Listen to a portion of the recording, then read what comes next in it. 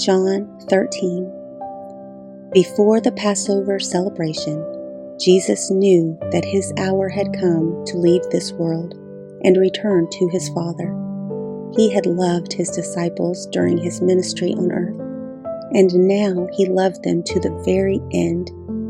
It was time for supper, and the devil had already prompted Judas, son of Simon Iscariot, to betray Jesus. Jesus knew that the Father had given him authority over everything, and that he had come from God and would return to God. So he got up from the table, took off his robe, wrapped a towel around his waist, and poured water into a basin. Then he began to wash the disciples' feet, drying them with the towel he had around him.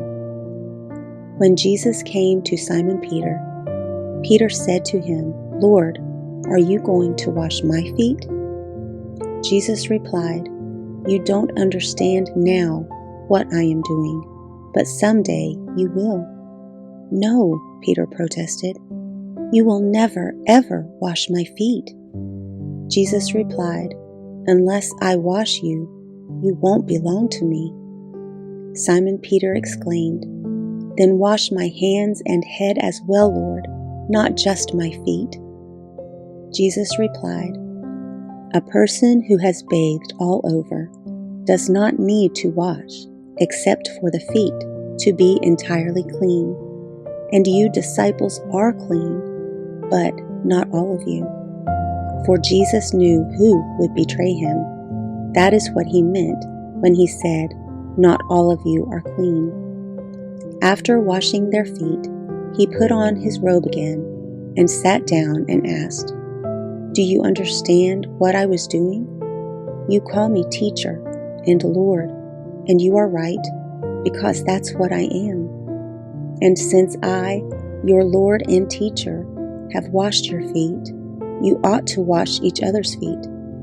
I have given you an example to follow. Do as I have done to you. I tell you the truth. Slaves are not greater than their master, nor is the messenger more important than the one who sends the message. Now that you know these things, God will bless you for doing them. I am not saying these things to all of you. I know the ones I have chosen. But this fulfills the scripture that says, 'The one who eats my food has turned against me.' I tell you this beforehand, so that when it happens, you will believe that I am the Messiah. I tell you the truth. Anyone who welcomes my messenger is welcoming me, and anyone who welcomes me is welcoming the Father who sent me." Now Jesus was deeply troubled, and he exclaimed, "I tell you the truth, one of you will betray me." The disciples looked at each other, wondering whom he could mean. The disciple Jesus loved was sitting next to Jesus at the table. Simon Peter motioned to him to ask, "Who's he talking about?" So that disciple leaned over to Jesus and asked, "Lord, who is it?" Jesus responded, "It is the one to whom I give the bread I dip in the bowl." And when he had dipped it, he gave it to Judas, son of Simon Iscariot. When Judas had eaten the bread, Satan entered into him. Then Jesus told him, "Hurry and do what you're going to do." None of the others at the table knew what Jesus meant. Since Judas was their treasurer, some thought Jesus was telling him to go and pay for the food or to give some money to the poor.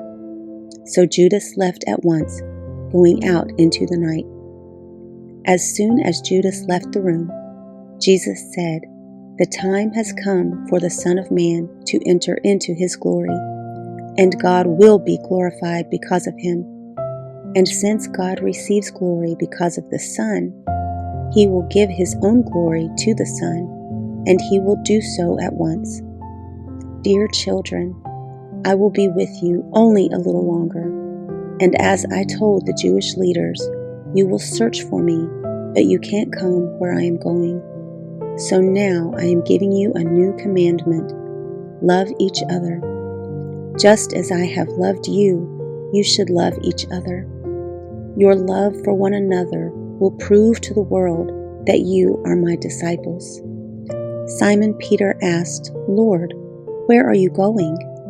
And Jesus replied, "You can't go with me now, but you will follow me later."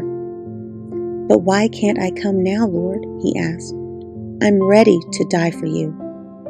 Jesus answered, "Die for me? I tell you the truth, Peter. Before the rooster crows tomorrow morning, you will deny 3 times that you even know me."